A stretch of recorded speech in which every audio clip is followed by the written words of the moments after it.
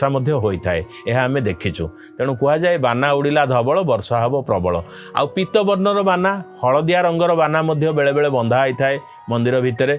आउ लाल रंगर बाना ता सहित आउ अनेक प्रकार रंगर बाना रही जे कि विभिन्न गाँ गंडारे ठाकुराणी मंदिर में बंधा होची।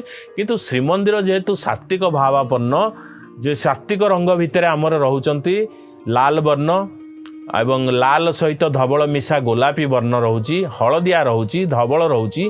तेणु यही रंग व्यतिरेक अन्य कौनसी रंगर बाना नीलचक्र रे बंधा होगापी योग्य विवेचित हो न थाए। तेणु महाप्रभुंकर ये पतित पावन बाना जो बाना को दर्शन मात्र के भक्त साजुज्य मुक्ति मध्य लाभ करिथाए।